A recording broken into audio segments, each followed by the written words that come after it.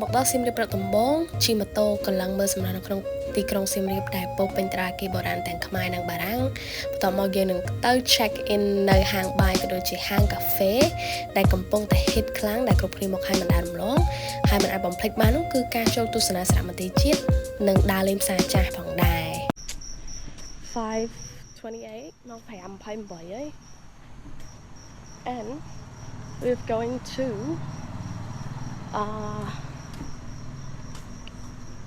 កន្លែងគេជួលម៉ូតូខ្ញុំមកបានសួរពូជួលម៉ូតូហ្នឹងថាអាចយកម៉ូតូយកទៅឲ្យកន្លែងយកទៅឲ្យដល់កន្លែងគេងបានអត់អញ្ចឹងណាតាតអី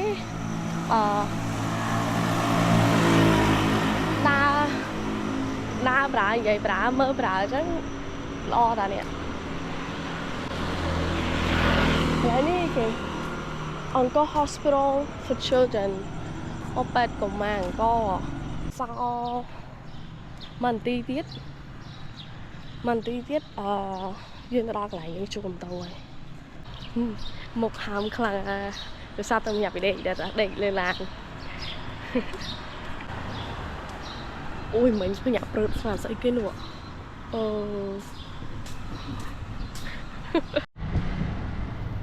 ផ្លូវនេះដូចនៅជប៉ុនម៉េះវាឡយឯង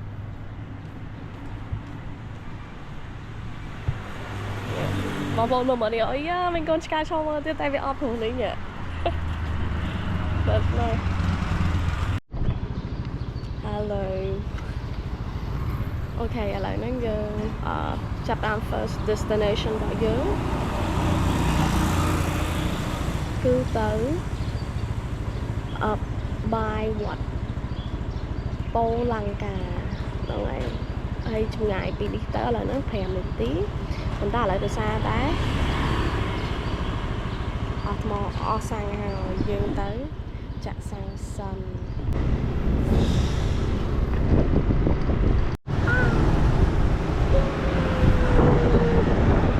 តមកតាបានចេញ5 Good morning Good morning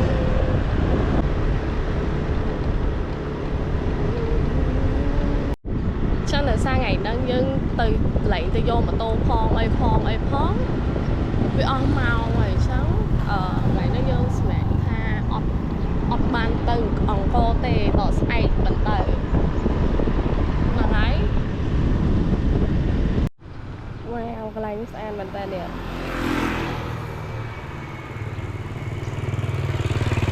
មិនដឹងគេហៅអីគេដែរអត់ឃើញអក្សរកន្លែងនេះផងដឹងអីគេតែឃើញផ្កាស្អាតហើយនេះអូខេបងប្អូនឥឡូវនេះយើងហូបបាយពេលព្រឹកហើយម៉ោង6:34នាទីឥឡូវគោលដៅបន្ទាប់របស់យើងហ្នឹងគឺទៅកាហ្វេមកកន្លែងឥឡូវចាំមើលជិះប៉ុន្មាននាទីនៅក្នុង map គេដាក់6នាទី7នាទីឯណា something អញ្ចឹង let's go ស្អាតមែនតើនេះឃើញផ្កាគេកន្លឹមឡើងស្អាតហើយនេះឃើញអត់បងប្អូនអាកាសធាតុល្អមែនទ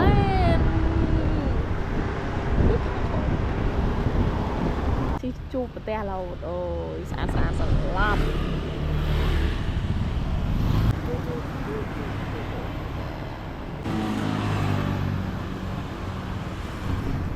ឥឡូវយើងមកដល់កាហ្វេគេហើយឥឡូវយើងចុះទៅកំងទាំងអស់គ្នាថាតែញ៉ៃចឹងណា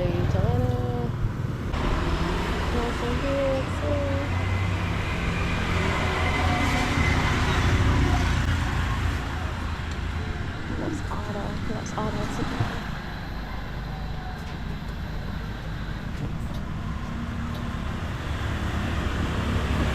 That's so cute.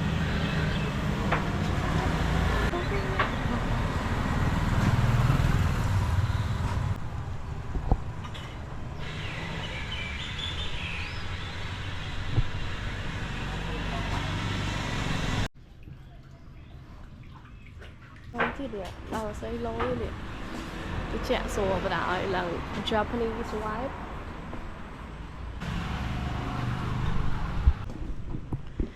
Ôi cái này đi còn lồi đây យើងកាមេរ៉ាណាឃើញខ្ញុំអត់មាន tripod ទេអត់បានយកមកចង់ថាវាកុំអត់ speed វងទៅឥឡូវហ្នឹងកាន់តែដងមកមួយឥឡូវយើងភ្លុកកាហ្វេតិចទៅដោយសារយើងមាន agenda បន្ទាប់ទៀតដែលត្រូវទៅហើយខ្លាចវាអត់ទាន់មកឡើយមកយើងទៅញ៉ាំបាយព្រឹកហើយឥឡូវហ្នឹងបន្ទាប់គឺទៅបន្ទាប់ឥឡូវហ្នឹងគឺនៅកាហ្វេហើយម៉ោង 9 I'm maybe visiting old market ផ្សារចាស់គេហ្នឹងយើងចូលសារព្រឹកមិញទៅកន្លែងម្ដងប៉ុន្តែគឺអត់ទាន់ឲ្យ check in បានអត់ដោយសារមានមនុស្សនៅអត់ទាន់ចេញអញ្ចឹងយើងត្រូវចេញមកខាងក្រៅសិនទៅអូខេ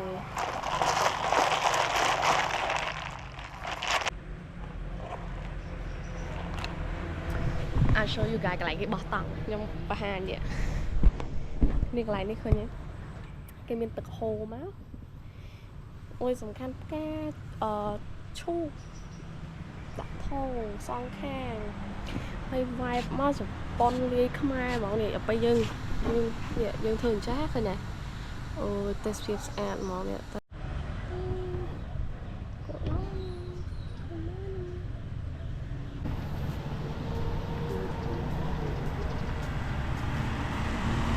ពីច្រើនលក់អាហ្នឹងស្រៀងនៅផ្សារថ្មីផ្សារទូតពូអីហ្នឹងគេមានលក់កៅអៅហើយគ្រឿងរបស់របរអនុស្សាវរីយ៍ផ្សេងហាងនេះអត់តាន់បើកទេតូបខ្លះគេអត់តាន់បើកទេនេះព្រលឹមពេកហ្នឹងទៅម៉ោងម៉ានម៉ោង 7 កន្លះអញ្ចឹងបើទៅ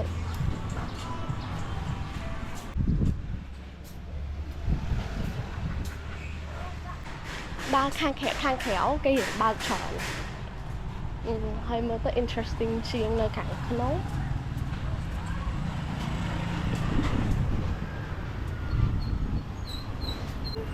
អូខេគេគូបាទ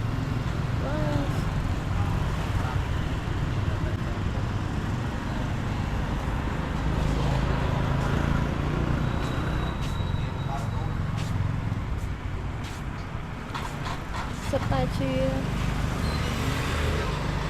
របស់អនុស្សាវរីយ៍នេះច្រើនបែបច្រើនយ៉ាង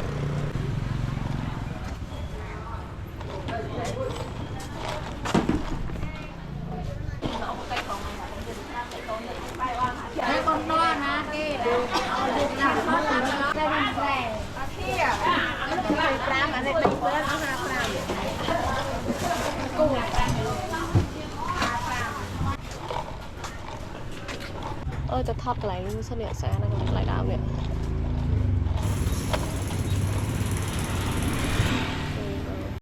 เนี่ยเด็กช่วยเนี่ย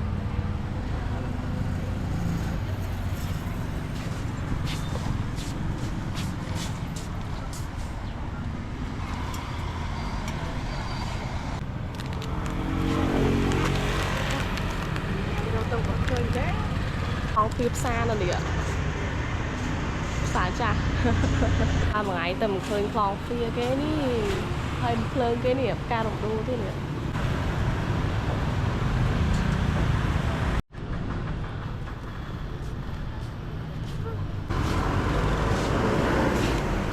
តែងនេះមើលតាដាំងយកមួយណាមួយនេះ6នេះតែមានអារម្មណ៍មួយនេះធំជាងមួយនេះអញ្ចឹងនេះតើអត់បានទៅ check in ដដែលទេដោយសារវានៅព្រឹកពេកទៅម៉ោង 8 19 នាទីហ្នឹងហើយគេថាតទៅម៉ោងផាខ្ទង់10អីបានគេឲ្យ check in អញ្ចឹងឥឡូវហ្នឹងមានតែទៅអង្គរ National Museum ប៉ុន្តែមិនដឹងថាគេបើកនៅទៅស្មើនឹងជាមួយ check សិនស្ពានគេហ្នឹងដើរដើម្បីឆ្លងទៅត្រើយមកខាងទៀតចាំមើលតិចទៀតយើងនឹងឆ្លងដែរនេះឆ្លងឡើងហ្នឹងទៅដើរតាមហ្នឹងហើយចាំចេញមកតាមនេះវិញតែទៅយកម៉ូតូកន្លែងនោះហ្នឹងហើយឥឡូវដើរសិនទៅនេះស្អាតណាស់នេះចំប្លង់ថ្មងណា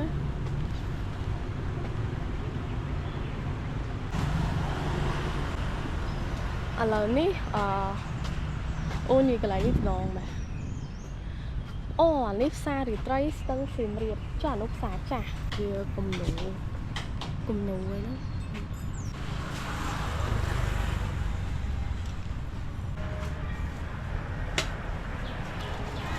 នេះមើលដើមត្នោតដែរដើមគេដាំខាងខេត្តគេដាំគឺស្អាតដែរនេះជាជួរតែម្ដងថានេះទៅត្រង់ទៅដល់ផ្សារថ្មីគេនេះផ្សារចាស់ច្រឡំតែកាត់ឈុងនេះហ្នឹងមិនចូលហើយដើរមកជុំមកដល់នេះឥឡូវយើងមកដល់ហើយនេះសារមន្ទីរជាតិអង្គរឥឡូវយើងមកដល់ទំព័រប្រវត្តិសាស្ត្រខ្មែរផ្លូវចូលបងប្អូនមកនេះនៅមុខនេះមានទឹកមានអីចឹងទៅខ្ញុំទៅមើលនៅក្នុងទាំងអស់គ្នាអានេះគេមានទៅណាទៅណីអីចឹងណានោះទៅកន្លែងបជាលក់សមុទ្រគេសិនទិញសមុទ្រដើម្បីចូលមកប្រហែលជាន់ជុំវិញណាដល់ឡើងមកដល់លើអីកន្លែងនេះគេតាំងវានៅលើ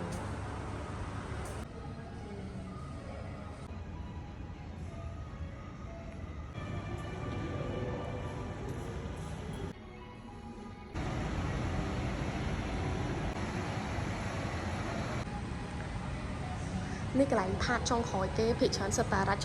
ចនាបថแบบដែលនៅលើប្រាសាទអីចឹងណាដូចជាផ្តែរអីជាដើមផ្សេងតែរូបរាងខុសគ្នាអញ្ចឹងតែម៉ូដផ្សេងគ្នាអញ្ចឹងទៅតាមរចនាបថសម័យផ្សេងគ្នាអញ្ចឹងណាហើយផ្តែរហ្នឹងនេះកន្លែងនៅលើនេះឈប់អូនេះកន្លែងហ្នឹងនេះកន្លែងលើអញ្ចឹងណាdetail ខ្លាំងខ្ញុំអត់ដឹងនិយាយថាមិនថាខ្មែរដើមគឺគាត់បកកាយខ្លាំងហ្មងវាមើលដូចបោះពុំដូចចាក់ពុំស្អាតខ្លាំងខ្ញុំអត់មានអីទៅត្រូវនិយាយ detail គ្រប់កន្លែងហ្នឹងយើង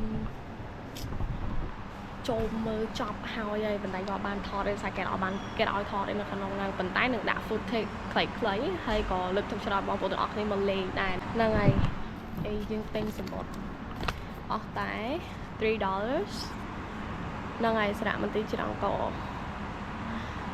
adult $3ហើយ children 1រៀល50កន្លះហ្នឹងហើយមកមើលមកចាំខ្ញុំដាក់ footage ឲ្យថា